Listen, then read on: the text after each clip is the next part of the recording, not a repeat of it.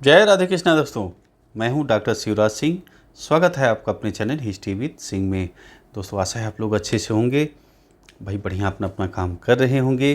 तो आज जो है श्रीमद् भागवत महापुराण का 51 नंबर वीडियो आप देखेंगे। जो भागवत कथा आप सुन रहे हैं, भागवत कथा का 51 नंबर वीडियो आज के वीडियो में आप सुनने वाले हैं। तो भाई सुखदेव जी राजा परीक्षित को अपना कहानियाँ एक के बाद एक आप देख रहे हैं, सुना रहे हैं और कई चीज़ें उन्होंने बताई। और आज जो है एक जो मनु के नाती थे, यानी मनु के पुत्र थे नभग, नभग के पुत्र थे नाभाग, है ना, नाभाग, है ना। अब देखिए इनके बारे में, इनकी जो स्टोरी है उसे बता रहे हैं सुखदेव जी, है ना, है मज़ेदार। और इनके बाद इनके जो पुत्र हैं अम्बरीश की, इनकी भी कहानी सुनाए हैं। तो ध्यान से सुनिएगा, बहुत मज़ा आएगा आज के वीडियो में आपको। तो देखिए नाभाग भाई ये अपनी जो गुरुकुल की शिक्षा लेके आते हैं, घर पर आते हैं अपने, है ना।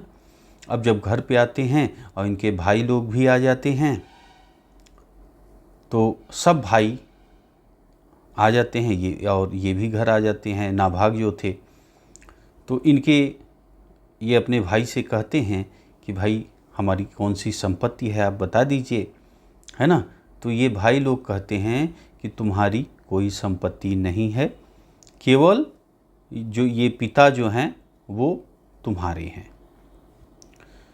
और इस पिता के अलावा और कुछ नहीं तुम्हें मिलेगा। ऐसा भाइयों ने नाभाग को कहा, ठीक है। तो अब भाई ये नाभाग आते हैं अपने पिता के पास और कहते हैं कि पिताजी, जो भाई हैं उन्होंने बताया कि केवल आप ही हमारे हैं, बाकी कोई आपको संपत्ति आदि कुछ नहीं है तुम्हारा, है ना। तो पिता ने कहा देखो पुत्र ऐसा नहीं है, उनकी बात तुम मत सुनो, अपने भाइयों की, है ना। कहते हैं एक काम ये करो, तुम जो है जाओ, एक जगह है वहाँ पर अंगिरस गोत्र की, है ना, अंगिरस गोत्र के ब्राह्मण जो है यज्ञ कर रही हैं।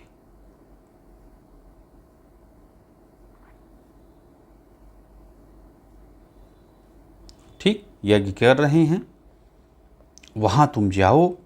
और वहाँ पे देखिए वो लोग जो है हर छठवें दिन जो है, छठवें दिन यज्ञ कर रहे हैं, लेकिन उसमें हर छठवें दिन गलतियाँ कर रहे हैं, ठीक है। तो वहाँ तुम जाओ और उनको जो है, जो दो चीज़ें मैं बता रहा हूँ, दो सूक्त उनको बताओ, है ना, जिससे कि उनका जो गलती कर रहे हैं यज्ञ में वो सही हो सके। तो दो सूक्त जो उन्होंने बताया वो था, पहला जैसे इद मिथ्या रौद्रम, दूसरा ये यज्ञेन दक्षिणया, है ना।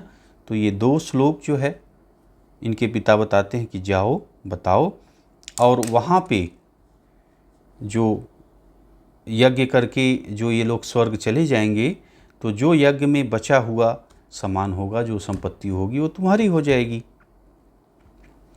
तो भाई ये अपने पिता की बात मान लेते हैं, जो नाभाग थे, पहुंच जाते हैं जहाँ पे यज्ञ कर रहे थे अंगिरस गोत्र के ब्राह्मण, ठीक है। तो ये लोग भाई अब ये अपने पिता अनुसार, जैसे पिता ने बताया था वैसे करते हैं। तो फिर जैसे ही यज्ञ संपन्न होता है, तो ब्राह्मण लोग जो बचा हुआ सोना चांदी, है ना, जो सारे सामान थे, वो बचा हुआ सामान जो यज्ञ में बच गया था वो नाभाग को दे देते हैं, है ना। तो नाभाग को दे करके ये लोग स्वर्ग चले जाते हैं।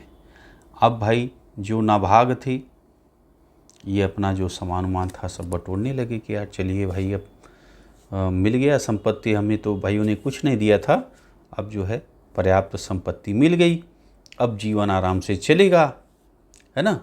तो जैसे ही सामान वामान बटोरना चालू करते हैं, वैसे ही रुद्र नाम के लिखा हुआ है, रुद्र नाम के सांवले कलर के व्यक्ति उत्तर दिशा से आते हैं और कहते हैं नाभाग से कि भाई ऐसा है, ये जो यज्ञ में बचा हुआ सामान है ये मेरा है, रुद्र कहते हैं, है ना। तो अब जो है ये असमंजस में पड़ जाते हैं नाभाग कि भाई अभी ऋषि लोग तो कह के गए हैं कि ये तुम्हारा सामान है, ले लो जो बचा हुआ। अब ये कहाँ से आ गए, रुद्र कहाँ से आ गए, कह रहे हैं कि ये मेरा सामान है।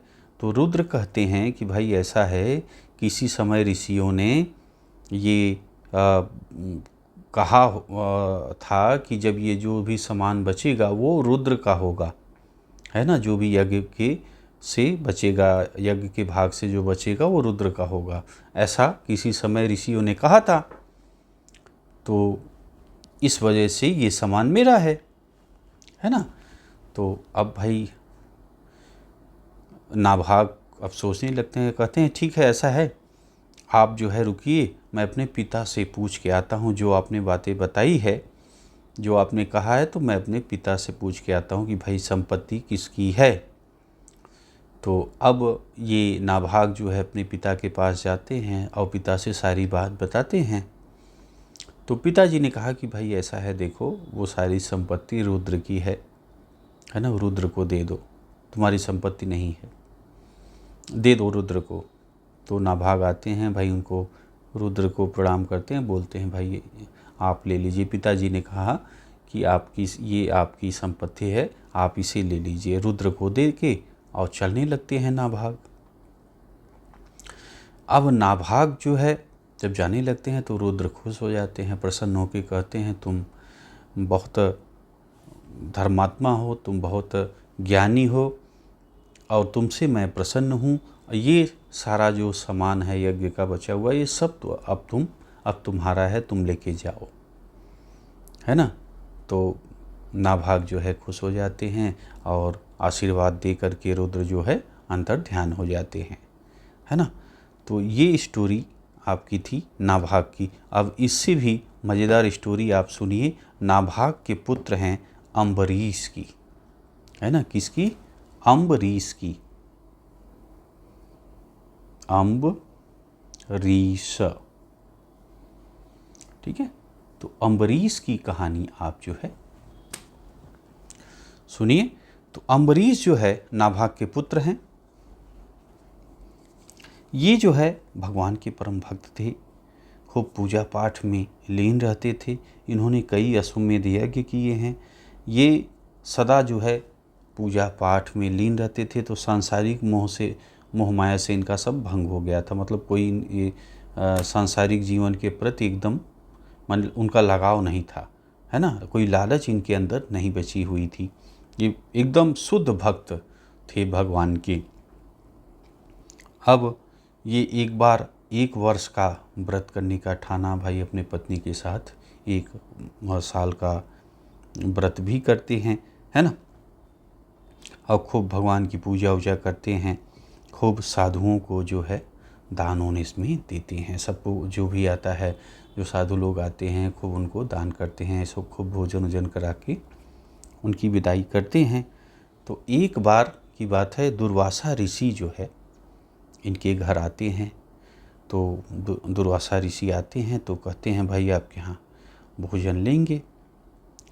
तो इन्होंने कहा हाँ महाराज आप आइए। तो ये बढ़िया भोजन वोजन बनवा करके और दुर्वासा चले जाते हैं नहाने के लिए नदी पर। अब जाते हैं वहाँ नदी पे नहाने, और ये अपना यहाँ सब बनवा के सब व्यवस्था इंतज़ार कर रहे हैं कि दुर्वासा ऋषि अब आएंगे अब आएंगे। अब भाई समय बीतता चला गया, काफ़ी भाई घंटे बीते, घंटे से सुबह से शाम हो गई, रात हो गया, अभी तक आए नहीं। और इनसे बिना भूख प्यास के, भाई ये अतिथि थे दुर्वासा, तो इसलिए कि पहले अतिथि हमारे जो हैं दुर्वासा ऋषि हैं, पहले ये खा लेंगे तब मैं खाऊंगा। यही सोच करके ना वो पानी पिए थे ना खाना खाए थे, तो उनकी हालत ख़राब हो गई। तो तब जो है और भी ब्राह्मणों से पूछ करके कि बताइए ऐसी ऐसी घटना हुई है, अभी तक ऋषि आए नहीं हैं, क्या करूं, तो उनसे पूछ करके पानी पी लेते हैं, है ना। तो अब फिर कुछ देर बाद जो है दुर्वासा ऋषि आते हैं, और दुर्वासा ऋषि भाई जब पहुँचते हैं और खाने के लिए बैठते हैं तो अपने ध्यान से देखते हैं कि ये तो खा लिया है, और बिना मेरे आए ही ये जो है पानी उन्हें पी लिया है। तो ये चीज़ जब उन्होंने देखी तो ये भड़क गए अम्बरीश पर कि क्या, कैसे तुमने बताओ मेरे बिना खाए, और तुमने कैसे खाया।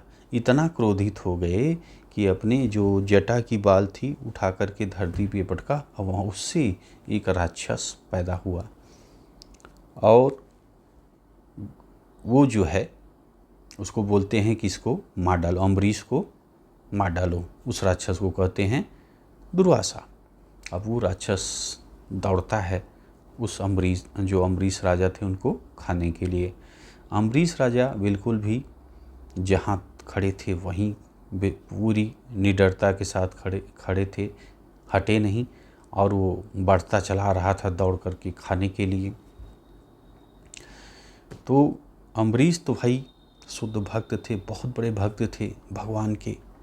तो भगवान ने जब देखा कि ये राक्षस बढ़ रहा है खाने के लिए अम्बरीश को, तो उन्होंने वहाँ से अपना सुदर्शन चक्र चला दिया, और सुदर्शन चक्र आया और जो राक्षस दौड़ के आ रहा था अम्बरीश को खाने के लिए, उसका गर्दन काट देता है। राक्षस मर गया। लेकिन अभी भी सुदर्शन चक्र भगवान के पास नहीं गया, अब वो बढ़ गया है दुर्वासा ऋषि के पास। किसके पास? दुर्वासा ऋषि के पास अब बढ़ गया, दुर्वासा ऋषि को मारने के लिए। अब दुर्वासा ऋषि जब देखे करी तो भगवान का सुदर्शन मेरे पास आ रहा है, अब तो मेरी मौत पक्की है, तो ये भागने लगे। भागते हैं पृथ्वी, पाताल, स्वर्ग लोग भागते हैं कि भाई मुझे बचाइए। देवताओं के पास भागते हैं कि हमें बचाइए, कोई बचाने के लिए तैयार नहीं। ब्रह्मा जी के पास जाते हैं कि ब्रह्मा जी मुझे बचाइए, भाई ये आ रहा है। तो ब्रह्मा जी ने कहा भगवान ने हमें खुद ही बनाया है, हम तुमको कहाँ से बचा लें भाई, है ना। तो अब ये ऐसे महादेव के पास जाते हैं, उन्होंने भी मना किया। विष्णु भगवान के पास जाते हैं, कहते हैं भाई मुझे प्रभु क्षमा करिए। तो कहते हैं भैया मुझसे बड़े तो भक्त हैं, है ना, मैं तो भक्त के बस में हूँ, हाँ, तो मैं तो तुम्हें बचा नहीं सकता। हाँ जाओ अम्बरीश के पास, अब वो अगर चाहेंगे तो तुम बच जाओगे। अब ये जो है गिरते पड़ते दुर्वासा ऋषि पहुँचते हैं, हाथ जोड़ के पैर पकड़ लेते हैं अम्बरीश का कि भाई हमें क्षमा कर दीजिए। तो अम्बरीश जो है फट से दुर्वासा ऋषि को पकड़ के उठा लेते हैं, कहते हैं अरे महाराज। तो जो अम्बरीश थे वो हाथ जोड़ करके जो भगवान का ध्यान करते हैं, भगवान विष्णु का ध्यान करते हैं कि भगवान ये आप जो है अपना सुदर्शन वापस ले लीजिए और दुर्वासा ऋषि को क्षमा करिए, है ना। तो इस तरह जो है वो विनती करते हैं। तो भगवान जो है, भगवान का जो सुदर्शन था वो वापस भगवान के पास चला गया, और जो है दुर्वासा ऋषि की जान बच जाती है ना। तो इस तरह जो है अब जो है क्या होता है कि दुर्वासा ऋषि बहुत प्रसन्न होते हैं कि, और खूब उन्हें आशीर्वाद दे करके दुर्वासा ऋषि अपना ब्रह्मलोक तरफ बढ़ जाते हैं, है ना। और उसके बाद जो है जो अम्बरीश थे वो अपना कुछ समय राज्य करने के बाद अपने पुत्रों को राज्य सौंप करके ये भी संन्यास ले लेते हैं, और आगे चल के अपने भाई संन्यास तपस्या द्वारा शरीर के बंधन से अपने आप को मुक्त कर लेते हैं, मोक्ष प्राप्ति कर लेते हैं, है ना। तो बस दोस्तों ये वीडियो जो है इसी पे समाप्त करेंगे। आगे की कहानी अगले वीडियो में आपको मैं बताऊंगा। तो बाकी ये आपकी नभाग और अम्बरीश की कहानी पूरी हो गई, है ना। तो कैसा लगा दोस्तों कमेंट में बताइएगा। ये कहानी अच्छी लगी है यार तो लाइक करिएगा, शेयर करिएगा। मिलते हैं आपसे अगले वीडियो में। वीडियो आपने देखा इसके लिए आपका बहुत बहुत धन्यवाद। जय राधे कृष्णा दोस्तों।